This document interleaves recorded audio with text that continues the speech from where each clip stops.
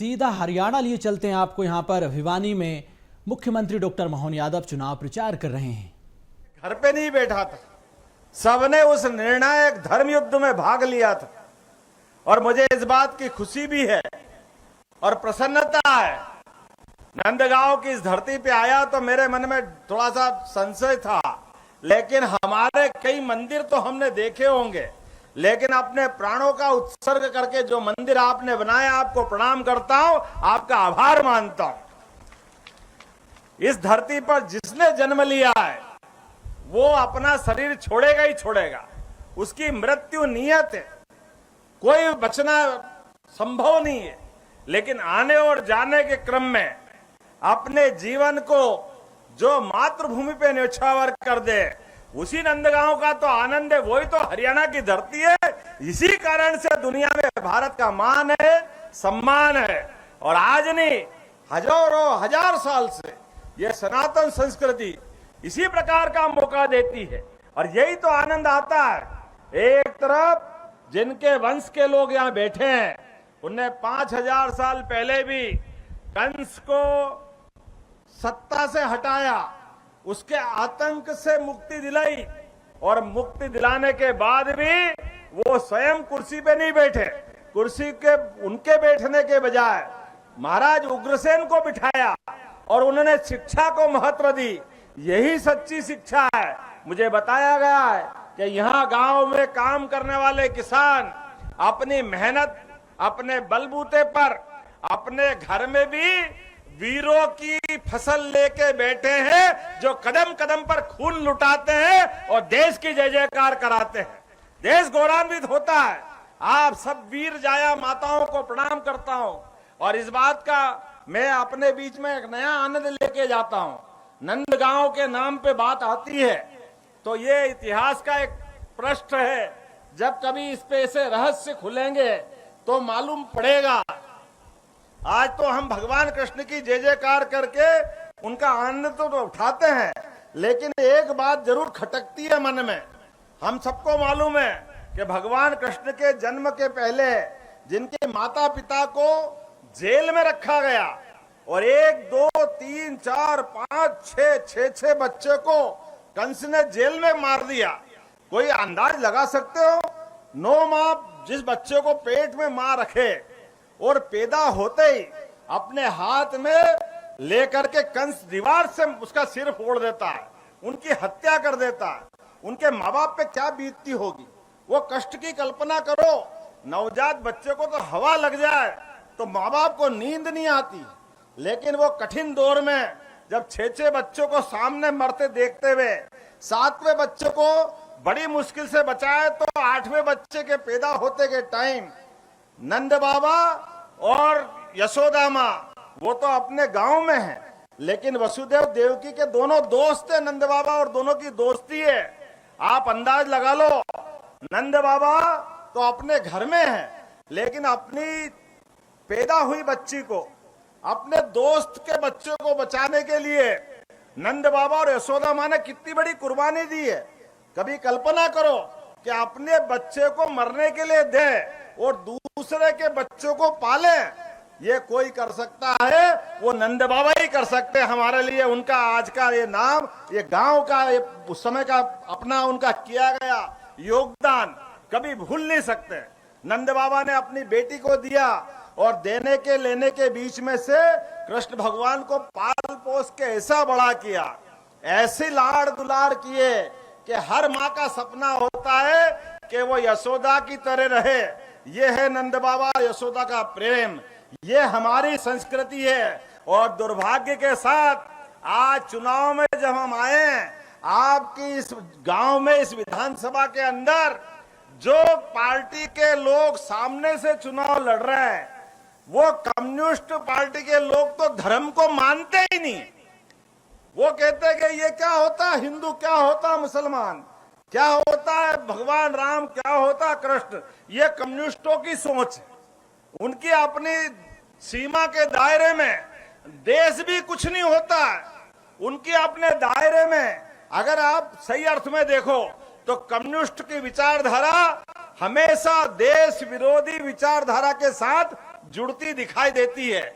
और इसी कारण से हमारे देश से तो कोई भी राज्य ऐसा नहीं बचा है जहां कोई कम्युनिस्ट की सरकार हो। एक सरकार थी बंगाल, और उस बंगाल के अंदर भी क्या हालत कर दी, सबसे छिपाने अभी चौधरी धर्मवीर सिंह जी ने सही कहा है, कम्युनिस्ट जहां भी आते हैं वहां उनकी दुनिया अलग चलती है। लेकिन मुझे इस बात का गर्व है, हम तो भारतीय जनता पार्टी के लोग हैं। जोरदार अभिनंदन करो भारतीय जनता पार्टी के नाते से, जिसके कारण से कदम कदम पे हम अगर चित्र लगाते हैं तो भारत माता के हाथ में हम सब भगवा ध्वज लेकर के आनंद के साथ उनको प्रणाम करते। ये संस्कृति हमारी संस्कृति है। हम अपने बच्चों को इस देश की सीमाओं पे कुर्बान करके उसका प्रतीक चिन्ह बना करके आने वाली फिर पीढ़ी तैयार करने का संकल्प लेते हैं। ये हमारी संस्कृति है, ये राम और कृष्ण की संस्कृति है। हमें इस बात का गर्व है। आज दुनिया के अंदर अलग अलग 200 से ज्यादा देश है। हर एक कोई देश अपनी अपनी अधिसत्ता बनाना चाहता है, वो किसी न किसी पे आक्रमण करना चाहता है।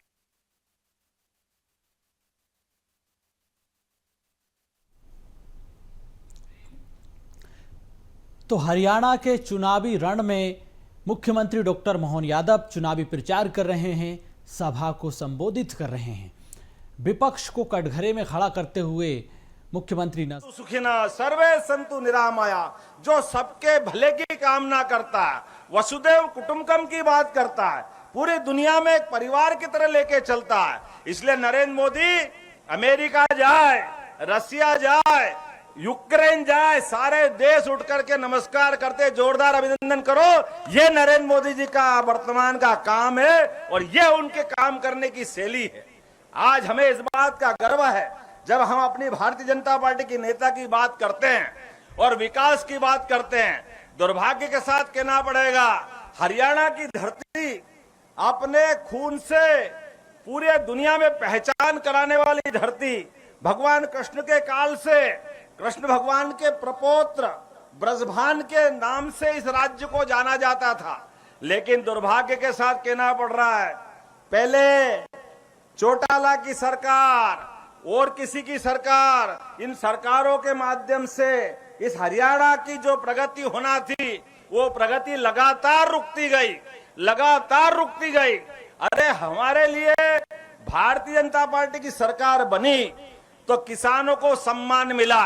पहली बार या तो सीमा पे जवान या खेत में काम करने वाला किसान, दोनों को सम्मान देने का काम यशस्वी प्रधानमंत्री नरेंद्र मोदी जी ने किया। हमें इस बात का गर्व है। किसान सम्मान निधि पहली बार, कितनी सरकार गई और कितनी गई आप बताओ। किसान सम्मान निधि पहले किसी को मिली क्या? किसी को मिली? पहली बार दी। पैसे का सवाल नहीं है, लेकिन पहली बार सम्मान देने का काम अगर किसी ने किया है तो भारतीय जनता पार्टी की सरकार ने किया है। मुझे इस बात की प्रसन्नता है। बहन बेटी के लिए पैदा होते ही 21,000 का पहले ही पैदा होने के साथ उसके बैंक में खाते में जमा करके बेटी की इज्जत बढ़ाने का काम, लाडली बेटी योजना, कितने प्रकार की योजना गिनो, लंबी बात कह दूंगा कहने को जाऊंगा तो। लेकिन आज तो समय इस बात का है कि कम समय में कम शब्दों में अपनी बात करूं। लेकिन मुझे इस बात के लिए बताया गया है कि इसी हरियाणा की धरती पर जब जब भी कांग्रेस और उसके विरोधी लोग आए, इसके कारण से या लूटो खसोटो मर्जी आए जो करो, आपस में लड़ाओ और उनका लाभ उठाओ। इसलिए वो और उनके नेता ये जो जिनके साथ राजीनामा करके सामने आए, ये पूरे देश में भी लज्जित करते हैं, वो देश के बाहर भी लज्जित करते हैं। आप अंदाज लगा लो इस बात का कि इनकी सरकार बनी तो कुछ उल्लेखनीय काम तो करके बताते। इस बात का हमको आनंद होना चाहिए। वीरों की धरती पे जवाबदारी से बोलना चाहूंगा, जब कांग्रेस की सरकार थी तो सीमा पर पाकिस्तान के लोग आते थे, हमारे सैनिकों के सर काट के ले जाते थे। दुर्भाग्य से वो फुटबॉल खेलते, फुटबॉल। अरे हमारे बच्चों को हम पाल पोस के बड़ा करते हैं, इस देश की सरकार के भरोसे से सेना में भर्ती करते हैं, लेकिन अपमान कराने के लिए बड़े दुर्भाग्य के साथ कहना पड़ रहा है, कांग्रेस के लोग पाकिस्तान से बदला नहीं लेते थे। ये यशस्वी प्रधानमंत्री नरेंद्र मोदी जी का जमाना है। अब करके देखे कोई, एक बार नहीं दो दो बार पाकिस्तान के घर में घुस के उसकी अकल ठिकाने का काम किसी ने किया है तो माननीय नरेंद्र मोदी जी की सरकार ने किया है। ये सरकार चाहिए और इस पार्टी के हम गर्व के साथ कह सकते हम उसके सिपाही हैं। आप बताओ, ये हमारे अपने बीच में बैठा हूं, 4 यादव बंधुओं को मंत्री बना करके पहली बार अगर मौका किसी ने दिया है तो उनका नाम नरेंद्र मोदी जी। जोरदार अभिनंदन करो नरेंद्र मोदी जी का। राव इंद्रजीत सिंह, भूपेंद्र यादव जी, नित्यानंद राय जी, अन्नपूर्णा देवी जी, और मुझे भी मध्य प्रदेश जैसे बड़े राज्य का अगर काम दिया है तो अपने गोपाल कृष्ण भगवान की उनके आशीर्वाद के कारण मिला है। यह आज का हमारा अपनी पार्टी का चरित्र है। हम सबको साथ लेके चलना चाहते हैं, इसलिए कहते हैं सबका साथ, सबका विकास, सबका विश्वास और सबका प्रयास।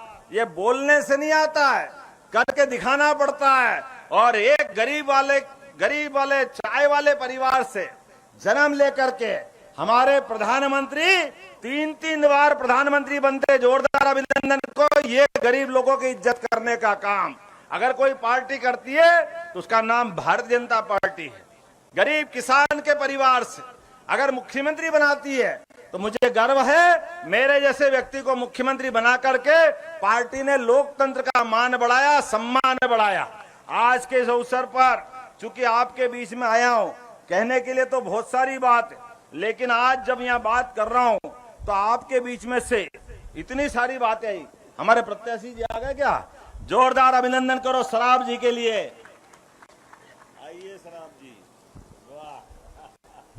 बहुत बहुत अभिनंदन। गांव में लग रहे थे, जोरदार ताली बजाओ सराब जी के लिए।